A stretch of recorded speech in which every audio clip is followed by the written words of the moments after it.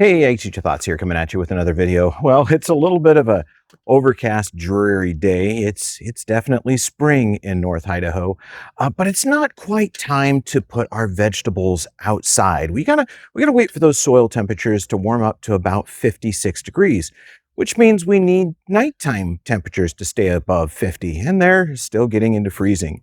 But if you're like me, you want to get a little bit of a head start on the spring gardening. What we're going to do is we're going to take some of the plants that we used in an earlier experiment, the one where we were testing our grow lights, and we're going to continue to grow them out to maturity under that artificial light inside. And we're going to make a little bit of a treat for ourselves.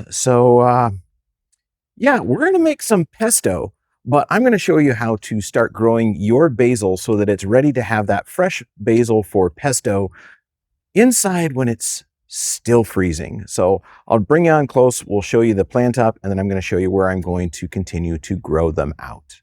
So we're still using the same soil that I prefer for all of my indoor and outdoor growing. This is the Sunshine Mix number 4 by SunGrow. It's a peat perlite mix, and it uses all new materials. So there's no mulch, there's no bark, there's no organic matter in here that's currently decaying. It's all a stable soil mix, so I'm not going to have any extra fungal or bacterial load in this that might harm my new seedlings.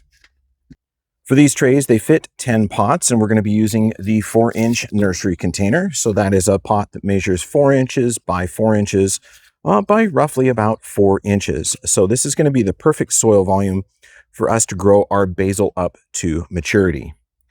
I've got 9 different plugs, so we're going to divide one of these out, and I'm going to kind of show you how to do that. But first, let's get these all out. And these were our test ones where we had tomatoes on this side and basil on this side. So let's go ahead and get these all laid out on their pots, and then we'll start going through and planting them. So to get the basil plugs out, you can grab the bottom side of the container and squeeze it in both directions, making sure you kind of catch that plug as it's there and lay it out. And we're going to do that. We're going to do that with all of them. I'm just trying to lay them out so that I know I've got all of my plugs out there, and I can start making some decisions on which plugs I'm going to separate. And really kind of separating seedlings is kind of traumatic for them, so I really would try to avoid that. But in this case, we're going to risk it because we have one extra container. We have 9 plugs and 10 spaces, and I don't want to waste any space.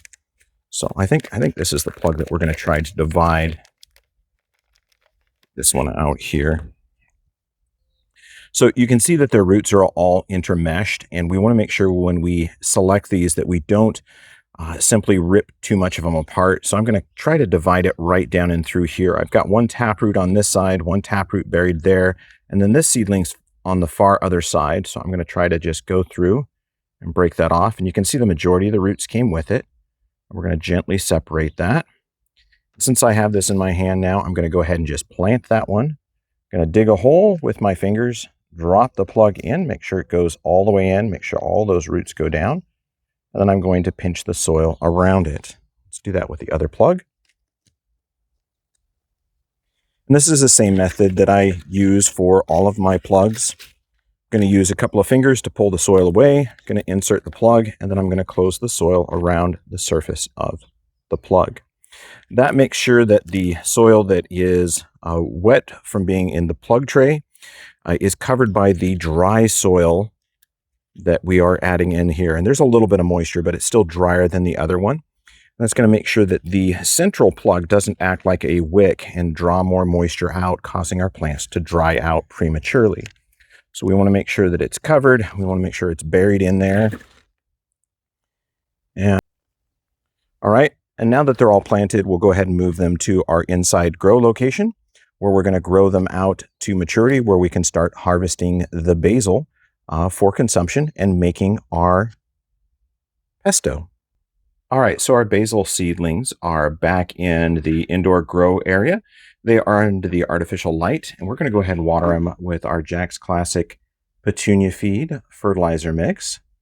So right now it's a pretty heavy dose, so it's feeding about 1 tablespoon per gallon of water. And I'm going to do that about 2 to 3 times a week. They're going to get this mixture. But with this, they are going to get clear water waterings in between.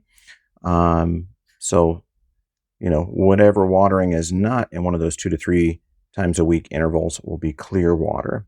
But we're going to go ahead and keep watering like this. We'll grow them out for a few more weeks. And then when they're nice and big, we will come in and do a harvest. And, maybe we'll just make a pesto together. Something right fresh from our garden.